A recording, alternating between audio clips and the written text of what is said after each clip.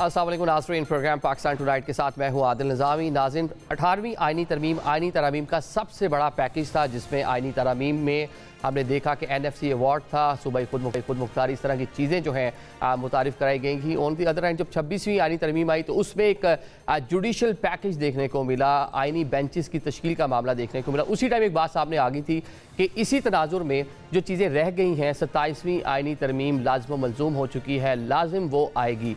अभी पंजाब असम्बली में मामला हुआ है बल्दियाती इंतखाबात का, लोकल गवर्नमेंट का, उसको आइनी तहफ़्फ़ुज़ देने के मामले पर करारदाद मंजूर की गई है और साथ जिसके लिए 27वीं आइनी तरमीम लाना होगी। अब इस टाइम पाकिस्तान में कैपिटल में 27वीं आइनी तरमीम के हवाले से मुख्तलिफ स्पेकुलेशंस पर बात हो रही है कि आइनी तरमीम कब आएगी, उसमें क्या कुछ मुमकिनात के तौर पर हो सकता है। एक तो कहा जा रहा है कि जो आइनी बेंच है वो आइनी अदालत बन जाएगा। जजेस की उम्र के हवाले से भी बहुत सारी बातें हो रही हैं कि उसमें भी इजाफा किया जाएगा।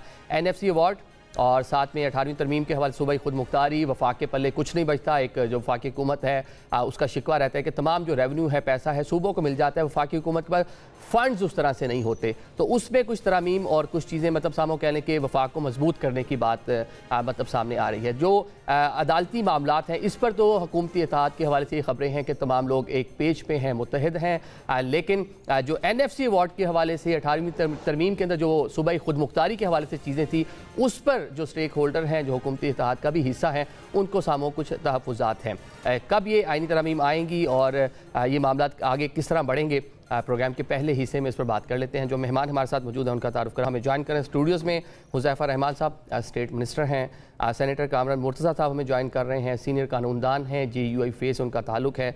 अज़हर सदीक साहब भी हमारे साथ मौजूद हैं, वकील रानमा हैं और बार की सियासत में बड़े एक्टिव हैं और बल्कि आज एक बार के इंतखाबात भी हुए हैं और बार के इंतखाबात को भी रिलेट किया जा रहा था कि जब ये इंतखाबात हो जाएंगे तो उसके बाद 27वीं आइनी तरमीम होगी। तो मौसम जो है, हालात जो हैं, उसके लिए सामहो साजगार दिखाई दे रहे हैं। सबसे पहले तो आपका शुक्रिया अदा करेंगे तमाम मेहमानों का। हुज़ैफ़ा साहब, आपसे आगाज़ कर लेते हैं, कब तक ये आइनी तरमीम आ जाएगी और जो चीज़ें अभी रिपोर्ट हो रही हैं या जो कुछ स्पेकुलेशंस के फेज़ में हैं कि उसमें जुडिशल पैकेज, नई अदालतों का क़याम, उम्र और साथ में NFC अवार्ड, इस तरह की चीज़ें होंगी, कितनी हकीकत है? जी बहुत शुक्रिया आदिल साहब। एक तो मैं गुजारिश ये करूँ कि आप ख़ुद भी तारीख़ के तालिब इल्म हैं, आपको याद होगा कि 2010 में जब आइनी तरमीम आई थी और फिर उसके बाद 18वीं आइनी तरमीम आई, 17वीं और 18वीं आगे पीछे आई, तो 17वीं आइनी तरमीम के बाद ज़रूरत पड़ गई थी कि 18वीं आइनी तरमीम ज़रूर आए। उसके पीछे वजह ये होती है कि जब आप आइन की जो बुनियादी चीज़ें हैं उनको उसमें अमेंडमेंट करते हैं, जब वो प्रैक्टिकली इम्प्लीमेंट होती हैं कोर्ट्स के अंदर, तो केसेस के दौरान पता चलता है कि ये इसमें खामियां रह गई हैं और ये ठीक होनी चाहिए।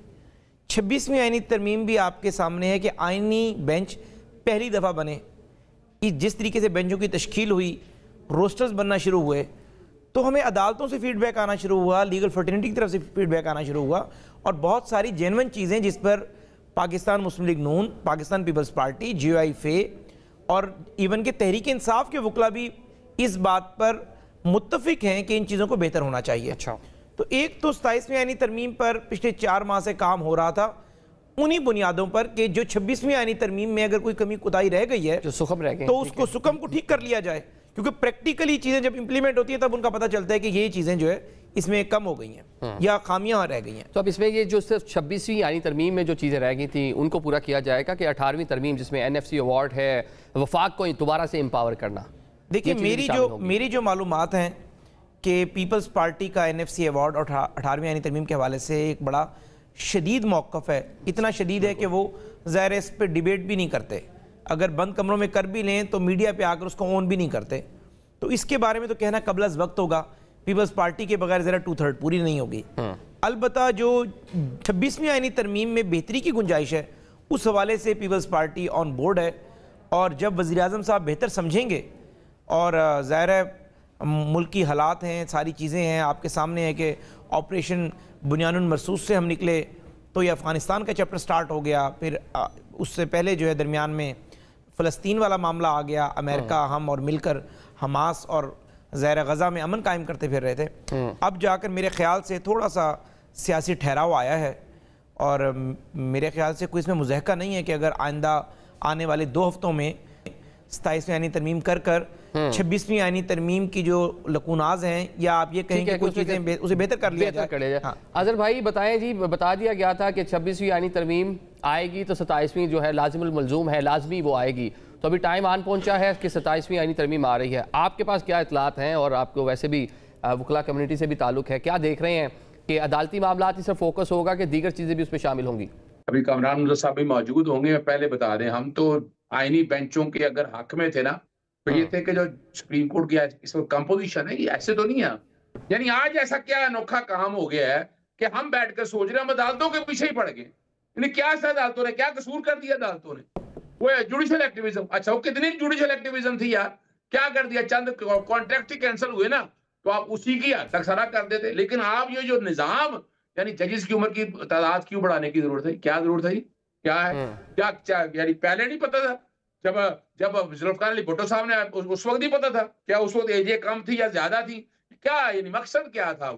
इस फ्रॉड की आड़ में चंद तरमीम आप अच्छी ले आए, जो मेन एजेंडा है, तो आपको तो बात सत्यानाश हो गया ना।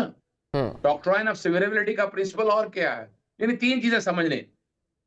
यानी ये कहा जा रहा था मिसाक जमहूरियत कामयाबी है, किन की कामयाबी है? मिसाक जमहूरियत का हाल देखा, निगरान हुकूमतें आप लगा नहीं सकते, इलेक्शन कमीशन आपकी मर्जी का नहीं, कहा जाता है हमारी मर्जी का। अगर इनकी मर्जी का होता तो भाई जनवरी से इलेक्शन का क्यों रखा हुआ इस इलेक्शन कमीशन को? आज तक कोई जवाब नहीं है इनके पास। नहीं, उन्होंने आपकी मर्जी का भी रखा हुआ ना, आपने लगाया था, उन्होंने उसको कंटिन्यू किया हुआ है। जो आपकी मर्जी का था उनको चला रहे हैं। भाई सवाल चले चढ़े, हमने गलती कर ली, हमने ब्लंडर कर लिया, हमने तबाही और बर्बादी कर ली अपने हाथों ही। लेकिन जनवरी के बाद क्यों नहीं बदला? आपको जरा समझना आपने इस बात को। प्रॉब्लम क्या? प्रॉब्लम है कि अभी ये नोट कर लीजिएगा, आज के मैं तो बड़े अरसे से कह रहा हूँ मुशर्रफ के बाद के उस मुल्क में मार्शल लॉ नहीं आना। नंबर 2 क्या होगा कि ये जो कि अपनी पसंद की जुडिशरी इस वक्त आ चुकी है, मर्जी के जजेस आ चुके हैं, जुडिशल कमीशन के जरिए अपनी मर्जी का सेटअप सारा आ चुका हुआ है। पहले तो सिर्फ इतना इल्जाम लगता था ना, अपनी मर्जी के बेंचेस, अब तो जुडिशरी आपकी मर्जी है, अब उनको प्रोटेक्शन दे रही है उम्र बढ़ा के, ताकि ये जो सेटअप है ये सेटअप चलता रहे सारा। तीसरी बात आगे आ जाए, एक काम और कर दिया ना, आर्टिकल 184 जुडिशल एक्टिविज्म खत्म कर दी, पुलिस मुकाबले हो रहे हैं, मर रहे हैं, माहौल तबाह हो रहा है यहाँ पर, बुनियादी हकूक, इनको एक काम चाहिए कि बुनियादी हकूक भी निकाल दें। यानी क्या है, हाईकोर्ट में आर्टिकल 199 था, उसको अब खत्म कर देना एक तरह से। वैसे खत्म कर दिया यहाँ पर, लाहौर हाईकोर्ट में तो हो गया है ना कि आप बराह रास्त हाईकोर्ट में आ नहीं सकते, पहले जाए धक्के खाएं ग्रीवेंस रिड्रेसल कमेटियों के पास। और इस वक्त ये है कि लाख से ज्यादा केस होते थे हाईकोर्ट के आने से पहले 26वीं आईनी तरमीम के नतीजे में वो 64,000 के करीब रह चुके हैं। ये जितनी चीजें भी आपने बताई हैं, अपोजिशन पार्टी है पाकिस्तान तहरीक इंसाफ, 27वीं यानी तरमीम होनी है, तो ये रिकमेंडेशंस दें जनाब, ये आप वफाकी हुकूमत को बताएं कि ये चीजें बेहतर होने वाली है। तो शायद आपकी भी सुन लीजिए, जिस तरह 26वीं यानी तरमीम में कामरान साहब हमारे साथ हैं। सिर्फ एक बात का जी, 27वीं तरमीम का खदोखाल जो लाना है ना, वो जैसे लास्ट टाइम हुआ था 26वीं तरमीम का, हमारे वजीर कानून को भी पता था। आप 18वीं तरमीम से सीखें। पहले अवाम के पास आया, डिबेट्स हुई, डिस्कशन हुई, उसके बाद पार्लियामेंट तक पहुंची 18वीं तरमीम। लेकिन यहाँ क्या हो रहा है यार, रातों रात तो आईने तरमीम कर रहे हैं आप। ये कामरान मुर्तज़ा साहब से पूछ लेते हैं ना, पिछली जो 26वीं आईनी तरमीम थी, ड्राफ्ट जो है मौलाना के पास जाता रहा और कामरान मुर्तज़ा साहब उसको बड़ा कीनली देखते रहे और अपनी जो है सारी रिकमेंडेशन भी देते रहे। कामरान साहब ये बता दें कि एक तो आपने कह दिया कि मंडे को आ रही है, मैंने आपका एक प्रोग्राम से सुना कि आप कह रहे थे कि शायद कि सोमवार के रोज़ ये असम्बली के फ्लोर पर आ जाएगी। कब तक आती है एक तो आपको नजर आ रही है, ये बता दें उसमें क्या कुछ है? ये 26वीं तरमीम से जिस तरह उसको सीने से लगा के रखा आखिरी दिन तक हुकूमत ने, उसी तरह इसको हिडन रखा जाएगा कि आप लोगों से अपोजिशन पार्टी से शेयर किया जाएगा, रिकमेंडेशंस ली जाएंगी? ऐसा है कि पहले एक बात तो क्लियर कर दूं कि गो के 26 अमेंडमेंट जो इसका जो मसौदा था हमें मिडनाइट में दिया गया और उसके बाद अगले दिन इजलास भी रखा हुआ था और इनका ख्याल था कि अगले दिन इसको कैरी करवा लेंगे, मगर इसके बावजूद 5 हफ्ते तक हमने इसको प्रोलॉन्ग किया और 5 हफ्ते हमने जो है वो सबके साथ बात की, जिसमें पीटीआई भी शामिल थी और पीटीआई के अक्सर दोस्तों ने, उनके क्लिप भी है मेरे पास, वो इसको जो है ना वो कहा कि ये मैक्सिमम हुआ है। खैर ये तो एक अलग सी कहानी है। अभी तक जो है ना कोई डॉक्यूमेंट हमारे साथ शेयर नहीं की गई, मगर जो हुज़ैफा साहब की जो बात से मुझे समझ आई है कि उसके दरमियान जो ना उसमें जो चीज़ें जो है ना उसमें जो रिफाइन करना चाह रहे हैं ये 26 अमेंडमेंट को, तो ये रिफाइन करने की बात नहीं है। जो बात हम तक आ रही है, जो वाइब्स हम तक आ रही हैं, क्योंकि ब्लैक एंड वाइट तो अभी नहीं आया, उसमें ये है कि जो लेफ्ट ओवर एजेंडा था यानी 58 क्लासेस थे इनके ओरिजिनल, हमारे पास पड़े हुए वो डॉक्यूमेंट, और उसको दोबारा जो है ना वो लाना चाह रहे हैं 27वीं तरमीम की सूरत में। एक दूसरी बात, 18th अमेंडमेंट को किसी तरह से उसमें आपने कहा वफाक को मजबूत बना, वफाक मजबूत इससे नहीं होता। आप ये कह सकते हैं कि सेंटर को मजबूत करने के लिए वफाक इससे कमज़ोर होता है। इनफैक्ट तो सेंटर को मजबूत करने के लिए वफाक को कमज़ोर करने का एक तो एजेंडा जो है वो वज़ाहिर नज़र आ रहा है। और इसके साथ वो जजेस की उम्र वाला मामला था 68, इन्होंने पहले भी उसमें प्रपोज किया था, हमने उसको सख्ती से अपोज किया और फिर उसके बाद वो वापस मामला गया। अब तो सिर्फ 68 से भी कोई ऊपर जा सकता है, 70 तक भी एज का नंबर जो है वो जा सकते हैं कि 70 साल की उम्र तक दोबारा लाना चाहते हैं। उस वक्त आर्टिकल 199 में जो है ना उसमें जो हाई कोर्ट्स के इख्तियारात कम करने जा रहे थे, ये हमने इसको अपोज किया। फिर मिलिट्री कोर्ट्स की बात थी, कॉन्स्टिट्यूशन में उसके जो ना वो चाह रहे थे, उसका कवर चाह रहे थे, वो हमने अपोज करके उसको निकलवाया। आर्टिकल 200 में जो जजेस की ट्रांसफर का मामला था उसको अपोज करके निकलवाया। ये चीजें थी, ये दोबारा लाना चाह रहे हैं इसको। और इस साथ साथ जो है वो 18th अमेंडमेंट की कुछ चीजें रोल बैक करना चाह रहे हैं और कुछ मजीद भी जो है सुन रहे हैं कि किसी तरह से सूबों के ऊपर जो है कोई कदर लगाना चाह रहे हैं। तो ये जो कुछ भी करना चाह रहे हैं ये कुछ बज़ाहिर। अच्छा, आज कामरान साहब ये तरह बता दें कि बार काउंसिल्स के इंतखाबात का क्यों इंतजार किया गया? हमने एहसन बुन साहब को सुना हो, एक इलेक्शन विन के बाद उन्होंने बात की थी कि बार काउंसिल्स के इंतखाबात के फौरी बाद जो है ये 27वीं यानी तरमीम आएगी। इसका क्या कनेक्शन है, ये भी जरा समझा दें। दो काम अनयूजुअल हुए हैं। एक काम अनयूजुअल हुआ है कि सुप्रीम कोर्ट बार के इलेक्शन जो है ना 15 दिन पहले करवा लिए गए। लोग आखिर तक जो है, मैं खुद क्योंकि प्रेसिडेंट भी रहा हूँ तो हम कोशिश करते थे कि वो आखिरी 1-2 दिनों में करवाए जाए। तो ये 15 दिन इसको पहले किया गया और इसी तरह से ये 1 नवंबर जो आज के इलेक्शन है, ये बार काउंसिलों के ये इलेक्शन जो है ताकि इसमें जो है ना वो कंट्रोल किसी तरह से हासिल कर लिया जाए। वकला की जो नुमाइंदा तंजीमें जो बनेंगी, अब वो उनकी जो ना जो है हुकूमती पार्टियों की तरफ होगी और उसके नतीजे में फिर जो है ना वो कोई वकला से कोई गड़बड़ ना हो। तो ये इनका मकसद था। ठीक है, चले अब यहाँ पे एक और भी सवाल पैदा होता है ना हुज़ैफा साहब, जिस तरह बताया अभी कामरान साहब ने कि पिछला जो 26वीं आईनी तरमीम थी, एक रात पहले उनके साथ उसका जो मुसवदा है वो शेयर किया गया, फिर बाद में जो टाइम उन्होंने टेक किया अपने पॉलिटिकल तरीके से, जो मौलाना ने जिस तरह उस पूरे चीज़ को मैनेज किया वो हो गया। अभी तो आपको वोट्स की भी गालिबन ज़रूरत नहीं है, आपके पास मेजॉरिटी मौजूद है पार्लियामान में। आप अब इस बार करेंगे शेयर और साथ में PTI से JUI से मुसवदा रखेंगे ताकि कंसेंसस डेवलप हो सके। कोई ऐसी शिक आईनी तरमीम में शामिल नहीं की जाएगी जो 26वीं आईनी तरमीम में कामरान मुर्जा साहब जैसे जहांदीदा लोगों ने वो शिक निकलवाई हो। ये ज़रूर हो सकता है कि आईनी बेंच हो या आईनी अदालत हो, ज़रा उसका खदोखाल बेहतर कर लिया जाए। अगर रिटायरमेंट की उम्र 65 है, 68 हो जाए, पूरी दुनिया के अंदर जजेस की उम्रों में ज़ाहिर है तौसियाँ भी होती हैं और अमेरिका में तो रिटायरमेंट की वो एज ही नहीं है सुप्रीम कोर्ट के जज की। लेकिन ये नहीं होगा कि जो कामरान मुर्जा साहब अपनी एप्रीहेंशन जाहिर कर रहे हैं, या अज़हर सिद्दीक साहब ऑफ द रिकॉर्ड हम गपशप कर रहे थे तो उसमें कह रहे थे कि शायद समरी ट्रायल शुरू हो जाएगा। समरी ट्रायल का आइन में ना उसमें आइनी तरमीम से कोई ताल्लुक है। अगर आपने क्रिमिनल प्रोसीजर कोड को चेंज करना है, वो तो ज़ाहिर है हर सूबा भी एक एक्ट ऑफ पार्लियामेंट से चेंज कर सकते हैं उसे।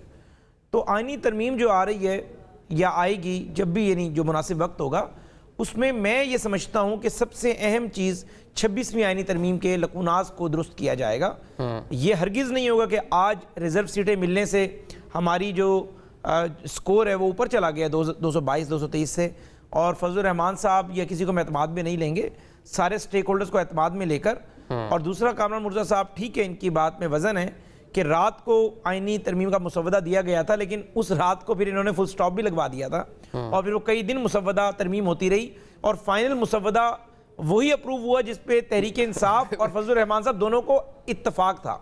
एक तो जो 27वीं आईनी तरमीम आने की रीज़न फिर वो भी है ना कि जो चीज़ें उन्होंने जो तजावीज़ दी और चीज़ें आपको तरमीम करनी पड़ी, बल्कि मैं समझा आप ये कहने लगे हैं कि जब हमने इनको रात को दिया हमें भी तभी मिला था, तो फिर नहीं, हमें उससे पहले ये गलत बात है। कोई भी अगर हुकूमती वज़ीर ये बात कहता है, मेरे पास तो कम अज़ कम ये मुसवदा और ये सारी शिकें 1.5 महीना पहले मुझे पता थी इन चीज़ों पे। अच्छा, और हम अपनी इनपुट भी दी, मैंने एज ए लॉयर भी इनपुट दी।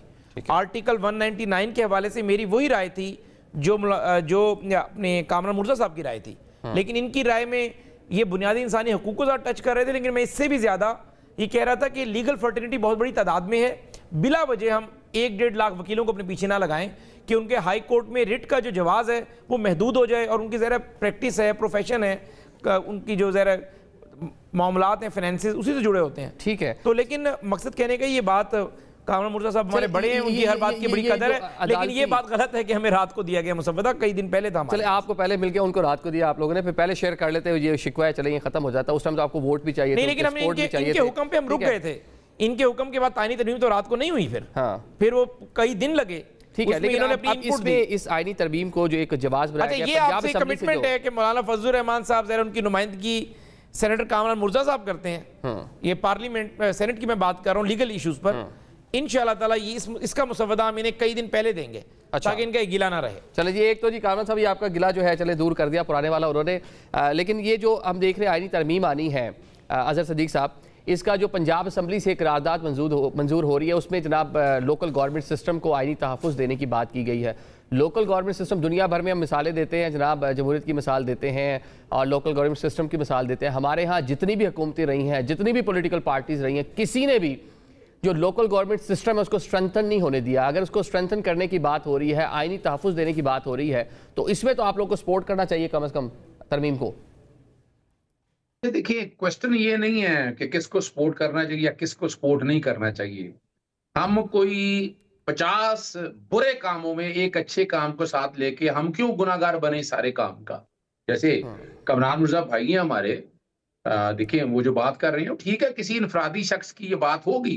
पाकिस्तान तहरीक इंसाफ ने कभी भी 26वीं ड्राफ्ट को अप्रूव ही नहीं किया। मेरा एक सवाल है कि 26वीं तरमीम की पार्लियामेंट में कितनी डिबेट हुई, वो मुलाकात जारी रही। 18वीं तरमीम के हवाले से याद करिएगा कितना अरसा लगा था उस सारे मामले को, एक इतने बड़े ड्राफ्ट को आपने 1973 के आइन की शक्ल बिगाड़ दी है। और फिर दूसरी जो बात है, उसमें जो जुडिशल कमीशन बनाया जजेस की तैनाती के लिए, आपने तो ओवर रीच कर दिया ना। अभी आप तो यानी कहा जाता है कि जनाब वो आज भी कौन सी जुडिशरी की तो तादाद कुछ रह ही नहीं गई। वोकला अगर आ रहे हैं तो वोकला सियासी तौर पर एक किरदार के तौर पर आ रहे हैं, वो जुडिशरी के साथ नहीं। जो सियासी जमातें लगा रही हैं एक आध मेंबर से कोई फर्क नहीं पड़ता है। समझना ये है कि जितनी तैनातियां वोकला की बड़ी तादाद ये कहती है मेरिट पे नहीं हुई है, किसी को होगा मर्जी से, कहां से नाम आए, किस तरह आए, ये सारी बातें आपके सामने बताते चले। तो और मैं तो उनमें से हूँ। मैं तो तजवीज दी थी इमरान खान साहब तक, मैं क्या ये बैरिस्टर गौहर और सेनेटर अली जफर साहब क्यों इस जुडिशल कमीशन का हिस्सा है, क्यों इन गुनाहों में शामिल हो रहे हैं जजेस की तैनाती के, जब रोल ही कोई नहीं है, अब कुछ कर ही नहीं सकते, तो क्या जरूरत पड़ी है इसमें रहने की, इस्तीफा देना चाहिए। और आज भी मैं इस बात पे खड़ा हूं कि बिल्कुल इस प्रोसेस का अच्छाई या बुराई में बिल्कुल हिस्सा नहीं बनना चाहिए। जैसे अभी बात हो रही है ना कि 26वीं तरमीम, तो मैं तो अब 27वीं तरमीम के हवाले से बड़ा वाज़ेह तौर पर कोई इनके पास मेजॉरिटी है, हमें तो बिल्कुल मैं नहीं समझता इसके लिए। हाँ, अगर आप यानी मिसाल ये आइन की जो बात कर रहे हैं, हम बड़े अरसे से बात कर रहे हैं, ये मैंने अभी जो लोकल गवर्नमेंट एक्ट लिखा है जो पंजाब असेंबली ने पास किया, सारा डिफेक्टिव है, नॉन पार्टी बेस है, गैर जमाती होगा, 30 दिन के अंदर अंदर पार्टी ज्वाइन करनी होगी, मतलब ये मतलब गलत है ना, खेज है बहुत सारी चीजें उसके अंदर। एक तरफ आईनी तहफ़्फ़ुज़ की बात हो रही है और ऑन द अदर साइड उसको मजीद कहने के वीक करने की बात हो रही है उस सिस्टम को। नहीं, ये नहीं है, जरा समझना आपने, ये है जी, आपने एक थर्ड क्लास एक्ट बहुत से उसमें मैंने लिखा है, मैंने कहा है उनको विड्रॉ करने का कहा, नहीं तो मैं चैलेंज करने जा रहा हूँ लोकल गवर्नमेंट एक्ट। यानी इसकी आड़ में ये बताना ये चाह रहे हैं कि हम लोकल, बिल्कुल इसमें कोई शक नहीं, एक अच्छी तजवीज है कि लोकल गवर्नमेंट एक्ट जो है ना, जैसे इंडिया के अंदर है, पूरी दुनिया के अंदर है, उसका कॉन्स्टिट्यूशनल प्रोटेक्शन है। यानी हर 5 साल बाद कौमी और सूबाई असेंबली को इलेक्शन होते हैं, मार्शल के अलावा कम से कम लोकल गवर्नमेंट के इलेक्शन इसलिए नहीं होते कि आईनी प्रोटेक्शन नहीं है। ये एक अच्छी तजवीज है, लेकिन इस अच्छी तजवीज के लिए हम बाकी तजवीज का सवाल ही पैदा नहीं होता। हम वन वे और दी अदर क्यों बने ऐसे निजाम का हिस्सा जो हमें नजर आ रहा है पांव पे कुल्हाड़ी मार रहा है। आपका जमहूरी निजाम खत्म करना है, बुनियादी हकूक खत्म करने की बात हो रही है, जिस तरह आपके सामने आ जाएगा। अगर इतना नहीं है, ये भी अलमिया है ना कि 78 ईयर्स में 50 साल इस मुल्क में लोकल गवर्नमेंट सिस्टम रहा ही नहीं। तो वो जो मैंने पहले कहा कि जितनी पॉलिटिकल पार्टीज हैं उनका रवैया लोकल गवर्नमेंट सिस्टम को लेकर तकरीबन एक सा रहा है। उसकी एक वजह है, खान साहब प्राइम मिनिस्टर थे, आते ही उन्होंने जनाब 2015 में इलेक्शन हुए थे, बल्दियाती इदारों के जितने लोग थे उनको मजूल कर दिया और जो एडमिनिस्ट्रेटर लगा के चीजें चलाई। तो इस तरह की मिसालें भरी पड़ी हैं। ठीक हो गया, कामरान मुर्तज़ा साहब ये बता दें, सिर्फ एक बात कर दूं मैं एक बात कर दूं सिर्फ। देखिए, अभी मेरे भाई हुज़ैफा ने एक बात कह दिया कि वोकला की तरफ से एहतजाज ना आए, यानी इलेक्शन बार काउंसिल्स के पहले किए गए, इसीलिए किए गए। आज जो बद इंतजामी थी इलेक्शंस के अंदर, सब देख के आए हैं, भुगत के आए हैं, और मैं मुबारकबाद दे रहा हूं कि वोकला के कॉन्टेक्स्ट जो प्लान था वो कामयाब हो गया है। वोकला में ये बार काउंसिल में मेजोरिटी लेने जा रहे हैं, नजर आ गया हमें ऐसी क्या बात, हमें नजर आ रहा है जो कुछ हालात सामने आ गए हैं। तो ये वाला दरवाजा भी उन्होंने एक तरह से बंद कर लिया है, और इससे बहुत नुकसान है अगर वोकला बरादरी भी इस पे ना खड़ी हुई। ठीक है कामरान साहब, चलते हैं। चलिए आप जरा बता दें कि लोकल गवर्नमेंट सिस्टम जिसकी बात कर रहे हैं, एक्ट में जिस तरह की चीज़ें हैं कि गैर जमाती बुनियादों पर होंगे, और जनाब 30 दिन के अंदर अंदर जिसका दिल करेगा जो सी पार्टी ज्वाइन कर लेगा। एक साइड पे आप जो सिस्टम है उसको मजबूत करने की बात कर रहे हैं, ऑन द अदर साइड ये रवैया इस तरह का एक्ट में। मैं दो बातें कर दूँ। एक तो at the cost of repetition मैं आपको फिर बता रहा हूँ कि आइनी तरमीम जब भी आती है, PMLN के दौर में ऐसा कोई इकदाम नहीं होगा जिससे लीगल फर्टिलिटी कमज़ोर हो, मुतासिर हो, ये किसी भी तरीके से उनके तहफ़्फ़ुज़ात हों। आइनी तरमीम में ऐसी कोई लाइन नहीं होगी जिससे मुल्क की वकला बिरादरी की अक्सरियत, किसी एक वकील को इंडिविजुअल तो इतराज़ हो सकता है लेकिन अक्सरियत के ख़िलाफ़ कोई फ़ैसला नहीं होगा, ये बात तो तय है। दूसरा, लोकल गवर्नमेंट आपने बात की, मैं चूँकि ख़ुद एक डेमोक्रेट हूँ, मैं पंजाब का जो लोकल गवर्नमेंट एक्ट है मैं उसका दिफा नहीं कर सकता। अच्छा। ना मैं उसकी दिफा करने की पोजीशन में हूँ, क्योंकि मैं खुद हमेशा, मेरा नुक्ता नज़र ये रहा है कि जहाँ आप बात करते हैं कि आइनी तरमीम करके नए सूबे बना लिए जाएँ, कई सूबे बन जाएं, मेरे ख्याल से आइनी तरमीम कर कर अगर आप लोकल बॉडीज़ को आइन का हिस्सा तो मौजूद हैं लेकिन लाजिमुल मलजूम करार दे दें, यानी एक आइनी बाइंडिंग आ जाए कि आपने लोकल बॉडीज़ कराने हैं, वरना जिस तरीके से आइन की किसी और शिक की वायलेशन हो तो आर्टिकल 6 लगता है, और आपने कभी भी लोकल बॉडीज को खत्म नहीं करना। जिस तरह आम इंतखाबात ना होने पे पॉलिटिकल पार्टी एहतजाज भी करती है, एक कहने के आइन भी ज़ाहिर है उसके बाद सुप्रीम कोर्ट भी नोटिस लेती है। तो अगर आपके लोकल बॉडीज के मजबूत इदारे बन जाएं तो मैं आपको लिख के देता हूं, ये नए सूबे बनाना, ये मसाइल ही खत्म हो जाएंगे। आपके लोकल बॉडीज पावर जो है वो बिल्कुल बहुत जरूरी है, नए सूबे भी इंतजामी यूनिट भी। और दूसरी बात है कि बड़ा मुश्किल हो जाएगा, ये बनाया तो है हमारे पंजाब के जो दोस्त हैं जिन्होंने भी तैयार किया है, लेकिन इस पे अमल दरामद कराना मुश्किल हो जाएगा। यानी 7 काउंसलर बनने हैं, उन 7 के अंदर से फिर आपने एक यूसी चेयरमैन बनाना है, इतनी खिचड़ी पक जाएगी कि पता ही नहीं चलेगा कि मैंडेट की साइड पर गया है, और इवन के इसमें खरीदो फरोख्त बहुत शुरू हो जाएगी, पैसे का कामरान साहब की राय। कामरान साहब 140A में जो मतलब तरमीम की बात हो रही है, मतलब दीगर सूबे भी, पंजाब ने तो चले इनिशिएट कर लिया, वहाँ पे करारदाद भी मंजूर हो गई, और वो चाहते हैं कि इस चीज़ को एक आइनी तहफ़्फ़ुज़ दिया जाए कि कोई भी पॉलिटिकल जो पार्टी है जिसकी सूबे में या मरकज़ में हुकूमत हो, चाहती नहीं है कि डेवोल्यूशन ऑफ पावर हो, इख्तियारात निचली सतह पर जाएँ, अपने अरकान के ज़रिए या ब्यूरोक्रेसी के ज़रिए वो सिस्टम चलाना चाहते हैं। क्या दीगर सूबों में भी इस तरह की आवाज़ें मौजूद हैं या ये राय पाई जाती है, और इसको किस तरह देखते हैं इस मुतालबे को पंजाब के? देखिए, ऐसा है कि मेरे ख्याल के मुताबिक ये प्रोविंशियल सब्जेक्ट था, और एक आम लेजिस्लेशन से भी ये मामला जो है हल हो सकता है। मसला हमारी नीयत की खराबी का है, हम जो है वो ग्रास रूट लेवल तक बात को ले जाना ही नहीं चाहते। किसी की भी हुकूमत हो या किसी की भी हुकूमत रही हो, वो कभी भी जो है ना उसको इसमें कोई कन्वीनियंट फील नहीं हुई कि वो लोकल बॉडीज के इलेक्शन वक्त पे करवाए। लेकिन जो सूबाई हुकूमतें एक्ट बनाती रही हैं, जो कानून साजी करती रही हैं, वो तो हर हुकूमत आती है, हर 6-8 महीने बाद नया कानून। से पंजाब में देख लें, पिछले कोई 15-20 साल में कोई 8-10 जो नए से नए एक्ट आए हैं, नई से नई तरामीम आई हैं, तो वहाँ एक सीरियसनेस उस तरह से नजर नहीं आती सूबों में, वो अपनी तरह से चलाने की कोशिश करते हैं सूबे। फिर हमेशा से यही हाल है, हम हर गवर्नमेंट जो है ना वो आगे पावर नहीं देना चाहती है, और जब आगे पावर नहीं देना चाहती है तो यहाँ से जो है ना मामला ख़राब होता है। वरना तो आपकी लोकल गवर्नमेंट अगर जो लोकल बॉडीज अगर ठीक काम करने लग जाए तो मसला ही हल हो जाएगा। 90% जो है ना मसाइल जो है वो यहाँ से हल होते, हम उसको ठीक तरह से नहीं चलाते हैं, और जब वो इलेक्शन हो जाते हैं तो फिर उसके नतीजे में जो हमने वहाँ तक करप्शन को जो पहुँचा दिया है, ये फिर एक और अलमिया है। इस मुल्क में हर जगह पे जो है ना वो हमने जो है ना वो गंद जो है वो छोटी से छोटी जगह तक लेके जाते हैं। वो वहाँ पे जो काउंसलर्स इलेक्ट होके आते हैं, उन्होंने आगे अपने जो है ना नुमाइंदे रख लिए होते हैं, और वो जो छोटे छोटे ठेके वगैरह होते हैं उसमें जो है ना वो भाई भतीजों के जरिए करवा रहे होते हैं। तो कम से कम सबसे पहले जो है ना हमको इस मुल्क में ऑनेस्ट होना पड़ेगा। जब तक हम ऑनेस्ट नहीं होंगे, लोगों के मसाइल हल नहीं होंगे। और ये लोकल बॉडी सिस्टम बहुत अच्छा है, मगर बहुत अच्छे को हमने इतना ख़राब कर दिया था।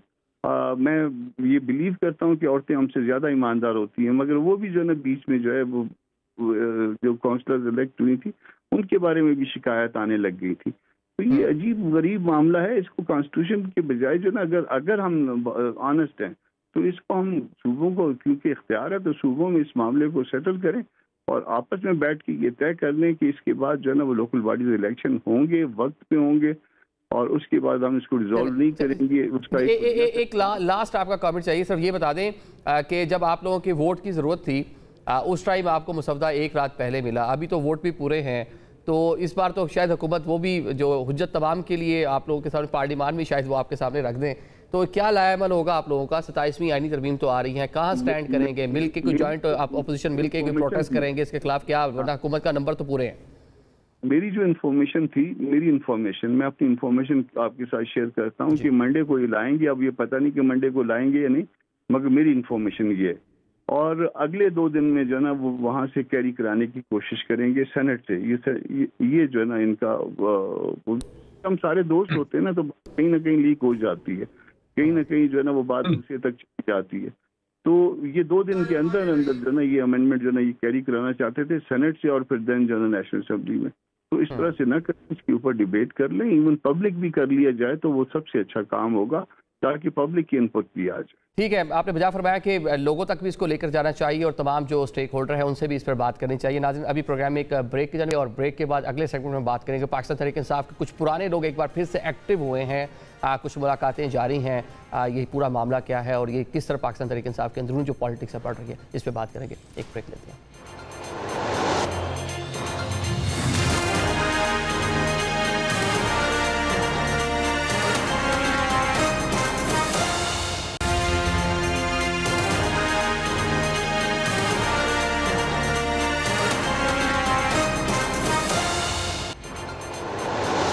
Welcome back after the break. Program के सिलसिले को आगे बढ़ाते हैं। नाज़रीन, बानी पीटीआई तकरीबन 2.25 साल से अडयाला जेल में मौजूद है। मौजूदा क़यादत जल्द से जुलूस रैलीज कर चुकी है, हर किस्म का हरबा जो है आजमा चुकी है, लेकिन पाकिस्तान तहरीक इंसाफ के लिए बानी पीटीआई के लिए कोई आसानी पैदा नहीं कर पाई। अभी जो पुराने लोग जो पाकिस्तान तहरीक इंसाफ का हिस्सा थे, बानी पीटीआई के बड़े करीब समझे जाते थे, वो एक बार फिर से मुतारिक हुए हैं। लेकिन इन लोगों पर यह बात हो रही है कि ये तो लोग 9 मई के बाद पार्टी छोड़ चुके हैं, इनका पार्टी से कोई ताल्लुक नहीं। ये जो लोग मुतारिक हुए हैं, लाहौर में मुलाकातें की हैं पार्टी के वाइस चेयरमैन शाह महमूद कुरैशी साहब, और कोशिश की जा रही कि रिलीज़ इमरान खान के हवाले से एक तहरीक का आगाज़ किया जाए। और कुछ इस तरह की भी खबरें आ रही हैं कि हुकूमती जो हल्के हैं उनसे भी मुलाकातें होंगी, मौलाना से भी मुलाकातें होंगी, और कोशिश की जाएगी पाकिस्तान तहरीक इंसाफ के लिए स्पेस पैदा की जा सके। लेकिन ऑन द अदर हैंड हम देख रहे हैं कि जो अभी पाकिस्तान तहरीक इंसाफ की लीडरशिप है, ख़ुसूसन वज़ीर आला खैबर पख्तूनख्वा जो नौजवान वज़ीर आला हैं, वो दोबारा से जो मुज़ाहमत की सियासत है उस जानिब बढ़ रहे हैं। इख्तियार वली खान साहब जो प्राइम मिनिस्टर के कोऑर्डिनेटर हैं खैबर पख्तूनख्वा के हवाले से, उन्होंने आज एक प्रेस रिलीज़ भी की है, और 9 मुंतखब जो वज़ीर आला हैं इनकी 9 मई के हवाले से जो सरगर्मियाँ हैं उसकी कुछ वीडियोज़ और बाद के जो जलसे जुलूस रैलीज़ की हैं पाकिस्तान तहरीक इंसाफ ने, वो आज सामने रखी हैं। तो ऐसे में एक तरफ मुज़ाहमत का बयानिया और एक मुज़ाहमत की सियासत लेकर जो मौजूदा लीडरशिप है पाकिस्तान तहरीक इंसाफ की वो चल रही है, और जो पुराने लोग हैं वो मुफाहमत की बात कर रहे हैं। दोनों में से किसकी बात आगे बढ़ेगी, इस पर बात कर लेते हैं। इमरान इस्माइल साहब हमारे साथ मौजूद हैं, साबिक गवर्नर हैं सिंध के और पाकिस्तान तहरीक इंसाफ की सीनियर रहनुमा रहे हैं, एक बार फिर से मुतहरिक हुए हैं। जनाब, बहुत शुक्रिया ज्वाइन करने के लिए। इमरान साहब, ये बता दें कि कल आप लोगों ने मुलाकात की है शाह महमूद कुरैशी साहब से, फवाद साहब भी आपके साथ थे, दीगर लोग भी साथ थे, लेकिन उसके फौरी बाद पाकिस्तान तहरीक इंसाफ के जो हल्के हैं वहाँ से एक क्वेश्चन किया गया आप लोगों से, आप हैं कौन? आप लोग तो पार्टी छोड़ चुके हैं 9 मई के बाद। हम पार्टी छोड़ दी है, छुड़वाई गई है, जिस तरह भी हुआ हमारे साथ जो हुआ वो हम जानते हैं कि हम एक बड़े कठिन मरहले से हम गुजरे। एक बहुत मुश्किल फैसला, बहुत मुश्किल वक्त था हमारे पास। हम जेलों में गए, हमने मारे कहीं, सब कुछ किया, और वो लोग जो हम पे इल्जाम लगाते हैं वो 2 मिनट के लिए भी जेल नहीं गए। उन्होंने जेल देखी ही नहीं कि वो जेल होती कैसी है, वहाँ होता क्या है, किस तरह से बात की जाती है, किस तरह रखा जाता है। उन्होंने देखे। हर आदमी का अपना अपना थ्रेशोल्ड था, कोई ज्यादा बर्दाश्त कर गया, कोई तो कम बर्दाश्त थी। मेरे अंदर बर्दाश्त कम थी, मैं ज्यादा बर्दाश्त नहीं कर सकता था, और मैं इस बयानी से मुतफिक भी नहीं था, तो लिहाजा वो मेरे लिए बड़ा मुश्किल में फैसला था। लेकिन बहरहाल कोई कड़वा घूट पीना पड़ा। मैं आज भी अपने आप को तहरीक इंसाफ का हिस्सा समझता हूँ। अब तहरीक इंसाफ मुझे अपना माने या ना माने, वो इमरान खान के ऊपर मुनहसर है कि वो क्या समझते हैं, लेकिन मैं समझता हूँ कि मैंने अपनी जिंदगी दी है इस पार्टी को, और मैं बिलोंग करता हूँ इधर से। इसमें कोई मुझे इसको हटा नहीं सकता, दिल से नहीं निकाल सकता। मैं इसी सिलसिले में शाह महमूद कुरैशी के पास गया था। मैंने देखा कि पार्टी के अंदर बहुत प्रॉब्लम्स हैं। इसके अंदर जो इमरान खान की रिहाई की तरीक है वो किसी तरह चलने का नाम नहीं ले रही है। जिन लोगों के हाथ में पार्टी है वो उन्होंने इसको मजाक बनाया हुआ है। वो खान साहब से मिलते हैं तो सिर्फ इसका नोटिफिकेशन कर दें, इसको डिनोटिफाई कर दें, इसको कमेटी में डाल दें, इसको कमेटी से निकाल दें, इसने मुझे ये बोल दिया, उसने मुझे वो बोल दिया। ना कोई इन्होंने कभी तहरीक चलाई, ना इन्होंने कोई मुफाहमत की बात की, ना इन्होंने कभी एस्टेब्लिशमेंट से रब्ता करने की कोशिश की, ना इन्होंने हुकूमत से रब्ता करने की कोशिश की, ना अपोजिशन का कोई अलायंस बना सके। तो कर क्या रहे हैं? 2 साल से इमरान खान ऊपर हो गया, जेल में है, उनकी अहलिया जेल में है, उनकी बहन के ऊपर FIR कट रही है, उनके भांजे भतीजे जो हैं वो कभी जेल जाते हैं, कभी आते हैं। तो कभी ये मैंने तो इनको नहीं देखा कि इन्होंने कोई मेहनत की हो, कुछ किया हो। हाँ, मां सिवाय इसके कि एस्टेब्लिशमेंट और इमरान खान के दरमियान फासला बढ़ाने के इन्होंने कोई काम नहीं किया। और इनको इमरान साहब जो आपने जो भी फासला बढ़ाने की बात की, वो तो एक सबसे बड़ा मसला एक एक्स अकाउंट बना रहा जो बानी PTI से मंसूब है, जहां से इस नोयत के बयानात आते हैं कि चीज़ें अगर कुछ आगे बढ़ भी रही होती हैं। आपके सामने बहुत सारी चीज़ें अब तो ओपनली हर जगह डिस्कस होती हैं कि गड्ढापुर साहब ने बहुत सारी स्पेस पैदा करने की कोशिश की, बानी PTI उस पर नहीं माने। तो शाह महमूद साहब जिनके पास आप गए हैं वो भी एक लेटर लिख चुके हैं बानी PTI को कि मुफाहमत की जानिब बढ़ा जाए, तो उसको भी रिजेक्ट कर चुके हैं। तो ऐसे में कैसे फिर आप लोग दोबारा मिलकर उनको कायल करेंगे? हम तो कोशिश ही कर सकते हैं ना जी, ये तो फैसला तो इमरान खान ने करना है कि वो मुफाहमत करना चाहते हैं कि नहीं करना चाहते। हम तो कोशिश कर सकते हैं। और ये भी मैं आपको बता दूं कि कोई मजबूरी नहीं है किसी की कि वो कोई कोशिश की जा रही है। ये हमने अपनी उसके ऊपर ख्वाहिश के ऊपर एक एफर्ट करने की कोशिश की है। और मैं ये आपको बताऊं कि पाकिस्तान तहरीक इंसाफ की बड़ी सीनियर क़यादत जो है वो इस पे मुत्तफिक है हमारे साथ। मैं खुद हैरान था उनकी सुन के कहानियां, तो मेरे तो बड़े अरसे बाद कॉन्टेक्ट हुआ इन लोगों से, तो मैं तो खुद बड़ा हैरान था सुन के कि वो सारे के सारे मुत्तफिक हैं। वो कहते हैं कि जो बात आपने की है यही रास्ता है वाहिद, इसके अलावा हल कोई नहीं है। कब तक हम भागते फिरेंगे, कब तक हम जेल में जाएंगे, किससे लड़ रहे हैं, क्यों लड़ रहे हैं, क्या बात है? अगर किसी को पाक आर्मी से लड़ने का शौक है तो अफगानिस्तान चला जाए, वहां जंग हो रही है, वहां लड़ ले जाके, वहां पे लड़ाई होगी। यहाँ पाकिस्तान में तो नहीं हो सकता, हम तो नहीं लड़ सकते। ठीक है, मतलब आप लोग सियासी लोग हैं, आप लोगों ने मुफाहमत की बात की, डायलॉग की बात की। आपने माजी में भी जब आपने पार्टी से साइडलाइन हुए, बहुत से लोग आपके साथ जो मौजूद थे उनका ये ख्याल था कि हम लड़ नहीं सकते, और बानी PTI का जो बयानिया है या जो एक स्टांस वो लेकर चल रहे हैं, आप लोग उसके साथ नहीं खड़े हो सकते। तो वो तो अपनी जगह पर मौजूद है। तो दोबारा आप लोग किस तरह दोबारा, मतलब तनकीद भी की बहुत सारे लोगों में से आप लोगों ने, तो अब दोबारा कैसे वापसी होगी और बानी PTI आपको किस तरह एक्सेप्ट करेंगे? तनकीद से मैं नहीं डरता, मुझे कोई तनकीद से डर नहीं लगता। ये तनकीद वो लोग कर रहे हैं जिन्होंने, मैंने आपको बताया ना, 1 मिनट के लिए भी जेल नहीं गए, जो पाकिस्तान से बाहर बैठे ट्विटर अकाउंट चला रहे हैं, उस पर भी अपना असली नाम नहीं डालते, उस पर भी उल्टे सीधे नामों से करते हैं। मैं उस तनकीद की बात कर रहा हूँ जो 9 मई के बाद जो लोग केसेस बने, पार्टी से साइडलाइन पे हुए, प्रेस कॉन्फ्रेंस की, उस पर बानी PTI उनकी पॉलिसीज के ऊपर भी तनकीद की। मेरे भाई वही तनकीद है ना, और तो कोई तनकीद नहीं है। मैं उसी की बात कर रहा हूँ कि वो ये तो तनकीद करते रहेंगे, बिकॉज इनके तो मजे लगे हुए हैं। ये तो एक इकोनॉमी बन गई है कि वो अपना अकाउंट खोलो, ट्विटर अकाउंट खोलो या यूट्यूब अकाउंट खोलो, उसके ऊपर एंकर बन जाओ और उसके बाद पैसे कमाओ और गालियां देते रहो बस, और पाकिस्तान से बाहर मजे करो। ये तो सारी पूरी इकोनॉमी बन गई है, तो उसको छोड़े, उनका कोई ताल्लुक पाकिस्तान से नहीं है। ठीक है, चले अब आप लोगों ने प्लान किया है कि रिलीज इमरान खान आप लोग मुहिम चलाने जा रहे हैं। आप लोगों ने शाह महमूद साहब से मुलाकात कर ली, मुलाकात आपकी मैनेज भी होगी, बासानी मुलाकात भी होगी, बातचीत होगी। क्या बानी PTI से भी मुलाकात का कोई आप लोग का प्लान है? अडियाला आएंगे? क्योंकि जो उनके बाकी लोग हैं, CM है, उनकी मुलाकात नहीं हो पा रही, उनकी बहनें कई हफ्ते उनकी मुलाकात नहीं होती, तो एक तासुर ये भी पाया जा रहा है शायद आप लोग आए, मुलाकात भी बासानी हो जाए। कोई प्लान है मुलाकात का आने का अडियाला में? नहीं, ख्वाहिश तो है बड़ी, अगर कोई इजाजत मिल जाए तो जरूर जाके मिलेंगे खान साहब से। वैसे भी मेरे वो दोस्त हैं, मेरा जिंदगी का बड़ा हिस्सा उनके साथ गुजरा है। मेरी ख्वाहिश तो जरूर है उनसे जाके मिलने की।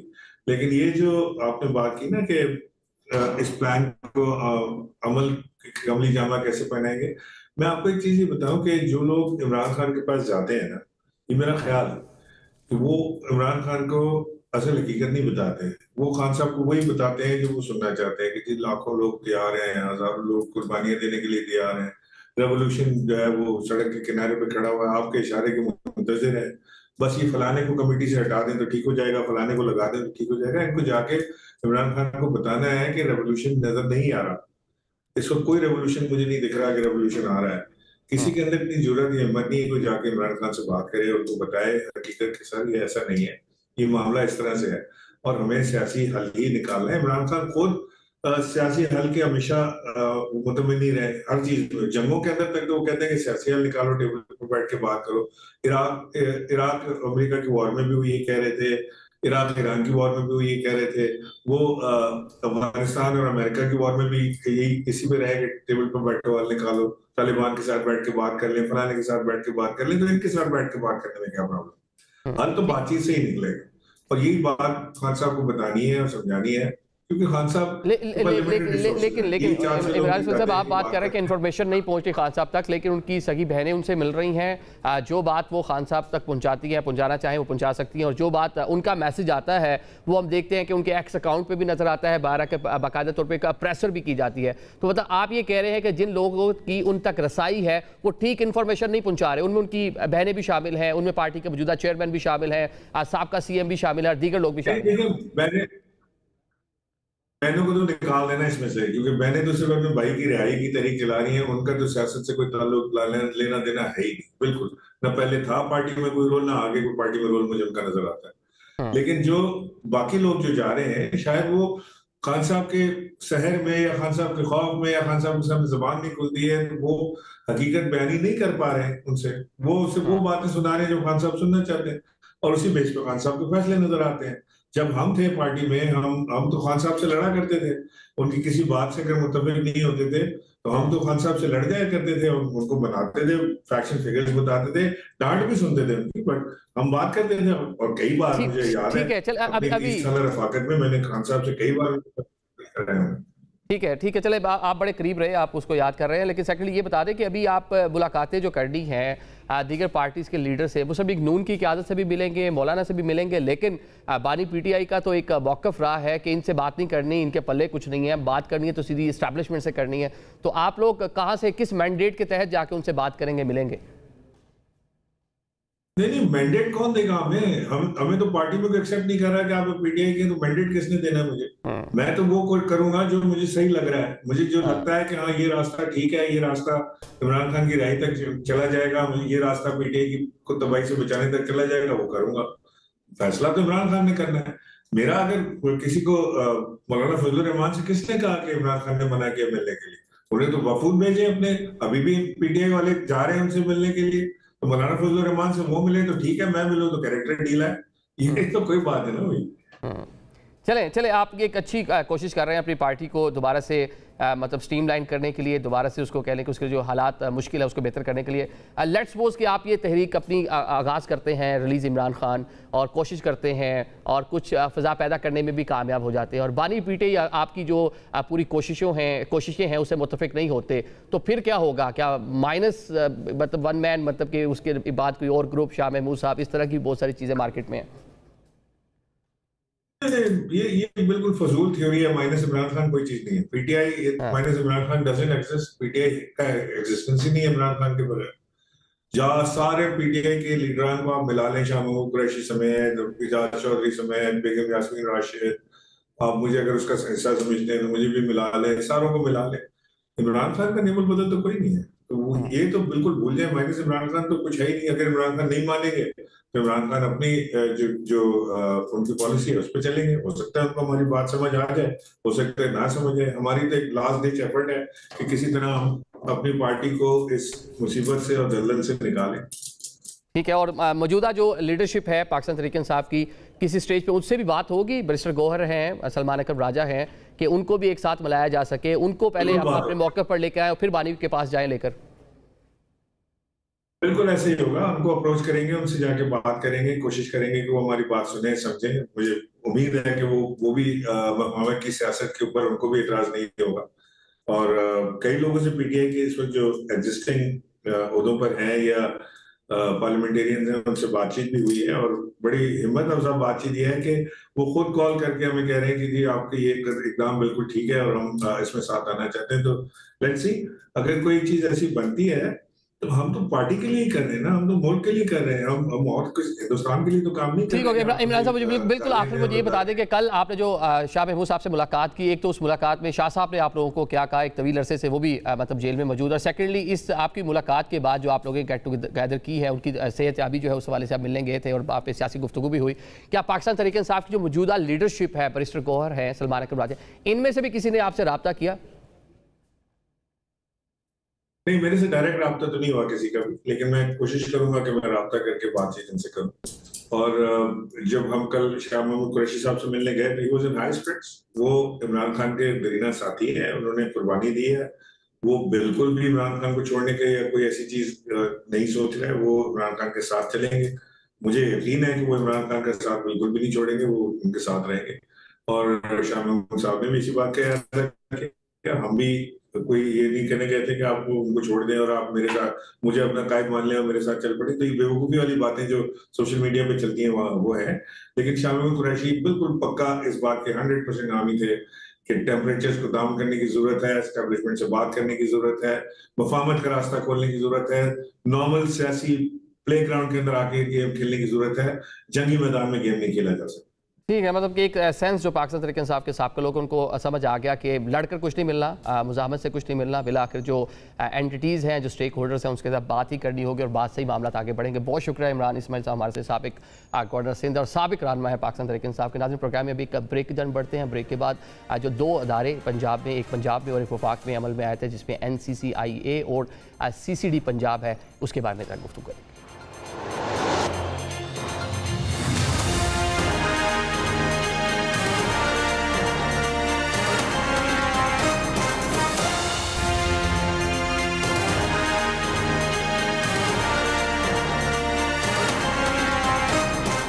Welcome back after the break. Program के सिलसिले को आगे बढ़ाते हैं और आखिरी हिस्से में ज़रा बात कर लेते हैं। हाल ही में दो डिपार्टमेंट जिनका क़याम अमल में आया था, NCCIA जो साइबर क्राइम की रोकथाम के लिए थी, और दूसरा CCD जो पंजाब में अमल में आई थी, जिसका काम जो क्राइम है उसकी रोकथाम था। इब्तदा से इन दोनों इदारों पर खासी तनकीद रही। NCCI पर तनकीद होती रही कि जनाब ये पॉलिटिकल विक्टिमाइजेशन के लिए इस इदारे का क़याम अमल में आया है, सोशल मीडिया को कंट्रोल करने के, ख़ास तौर पर पीका जैसे कवानीन जो है उसको इम्प्लीमेंट करने के लिए इस इदारे का, जो इस डिपार्टमेंट का क़याम जो है अमल में आया है, इसको FIA से अलग करके एक अलग से डिपार्टमेंट जो है वो बनाया गया। On the other side CCD की अगर हम बात कर लें तो उस पर यह तनकीद होती रही कि मावराए अदालत सारी कार्रवाइयाँ हो रही हैं, सड़कों पर सामो कह ले के इंसाफ दिया जा रहा है। ऑल दो बड़ा पॉपुलर भी हुई है बहुत सारी चीज़ें, हमने सोशल मीडिया पे देखा, लोगों में एक एक्सेप्टेंस भी पाई जा रही है, क्योंकि क्राइम और जराइम बहुत ज़्यादा बढ़ गए थे, तो लोग सामो खुश नज़र आए कि रोड के ऊपर इंसाफ हो रहा है। लेकिन ऑन द अदर साइड अगर आइन कानून और सारी चीज़ें अगर मामला को मद्देनज़र रखा जाए तो इस तरह से जो सिस्टम को चलाना, सामो अदालती जो निज़ाम है उस पर अदम इत्माद का इजहार है। तो आखिरी हिस्से में ज़रा इस पर बात कर लेते हैं। हमारे साथ मौजूद है एहसान गनी साहब, साबिक IG पुलिस हैं और डायरेक्टर जनरल रह चुके हैं साबिक इंटेलिजेंस ब्यूरो के। बहुत शुक्रिया एहसान गनी साहब ज्वाइन करने के लिए। सर ये बता दें कि माजी में भी हमने देखा कि CCD की अगर हम बात कर लें, इस तरह के इदारे बनते रहे हैं, जिसमें CID है, OCU है, CIA है, ये है। इसी तरह 90s के अंदर क्राइम कंट्रोल करने के लिए डिफरेंट इनकाउंटर्स भी होते रहे हैं, लेकिन क्राइम पर काबू पाया नहीं जा सका। वही पुराना फार्मूला एक बार फिर से उसको इस्तेमाल किया जा रहा है पंजाब में। ये आपकी बात दुरुस्त है, लेकिन ये शॉर्टकट्स हैं सारी। क्रिमिनल जस्टिस सिस्टम को बाईपास किया जाता है शॉर्टकट्स के लिए, और कहते ये हैं कि shortcut is the longest distance between 2 points. जहाँ आप इस तरह के काम करेंगे तो वो काम कभी नहीं होंगे, पहली बात। दूसरी बात ये है कि जो एक्स्ट्रा जुडिशल किलिंग या आपने जिस तरह कहा मारवाया अदालत जो कत्ल हैं, ये बहुत पुरानी चीज़ें हैं। यानी ये सिर्फ पाकिस्तान तक लिमिटेड नहीं है, पूरी दुनिया में जहाँ पे भी क्रिमिनल जस्टिस सिस्टम वीक होगा, यानी इंसाफ का निज़ाम जहाँ पे भी वीक होगा, और इंसाफ के निज़ाम के 4 पिलर्स हैं, सतून हैं, जिनमें पुलिस की इन्वेस्टिगेशन है, जिसमें प्रोसिक्यूशन है, जिसमें जुडिशरी है, और जिसमें करेक्शन या प्रिजन्स हैं। तो अगर ये सारे जो पिलर्स हैं ये एक लेवल पे नहीं होंगे तो वहाँ पे ये प्रॉब्लम्स आएंगे। और ये अगर आप देख लें आपने बहुत अच्छी बात की कि ये लोगों में पॉपुलर है कि अगर स्टेट गलत काम कर रहा है तो लोग कहते हैं हम क्यों नहीं करें। और पाकिस्तान में अगर आप देखते हैं तो कई दफ़ा ये हुआ है, ख़ासकर जो सियालकोट का अगर आपको वाक़या याद हो या साहिवाल का, तो इस तरह से ये फिर कंट्रोल नहीं होता।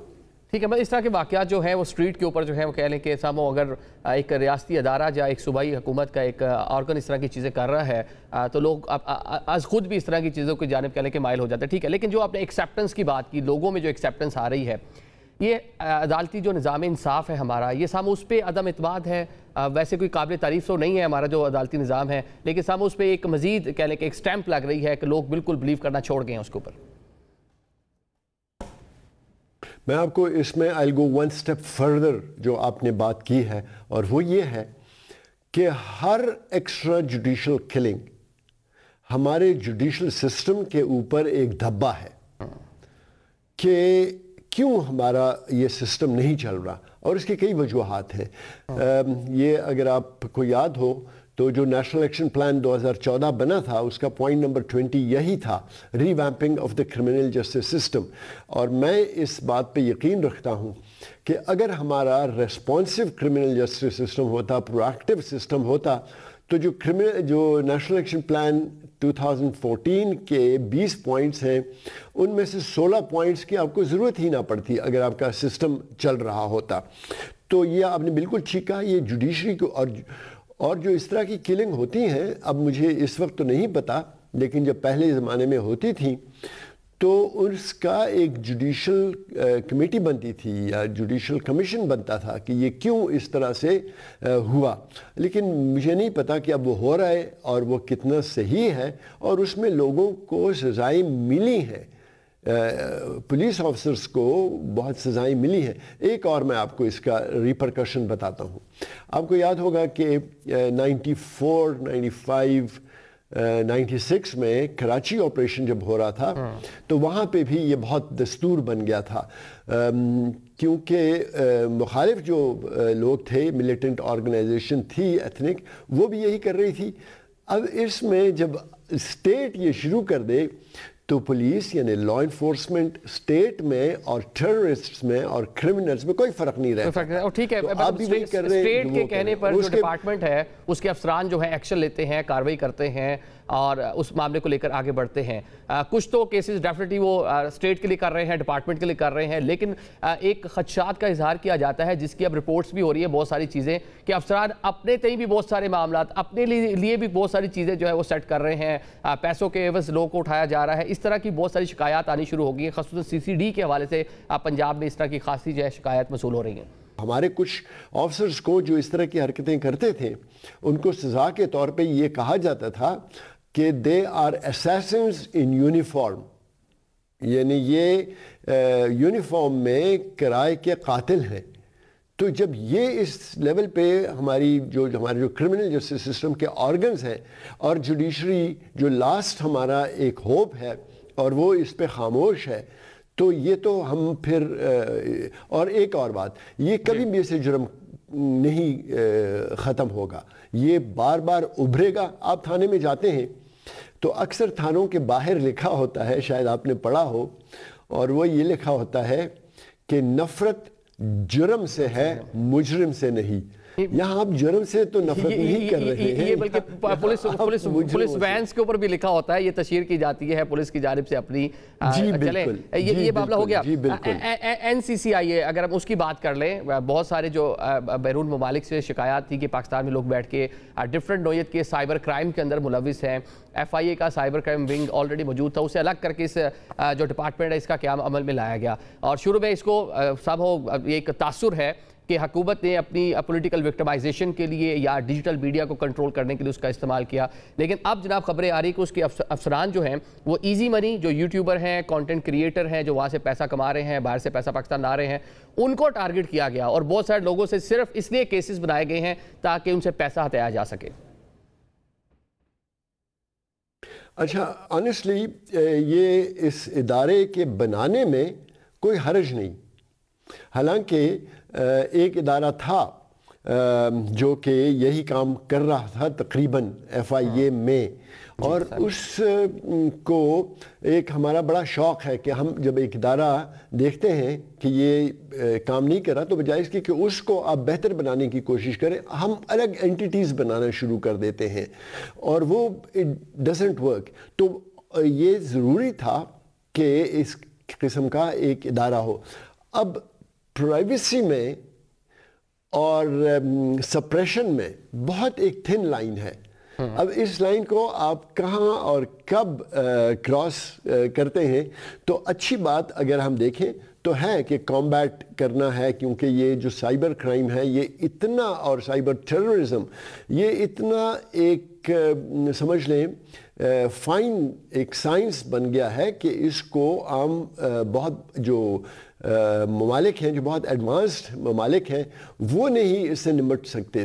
तो उस हद तक तो वो बात मैं बिल्कुल एग्री करता हूँ। लेकिन जहाँ पे ये इन्फ्रिंजमेंट शुरू हो जाए, और जब इसको अलग इदारा बनाया गया मेरे ख्याल में मई लास्ट ईयर और देयर अबाउट इसका क़याम आया, और जो FIA के जितना भी पूरी टीम थी वो इसमें चली गई। एक तासुर अब मुझे, क्योंकि मैं FIA में नौकरी नहीं की मैंने, और ना मुझे करंट सिचुएशन का पता है।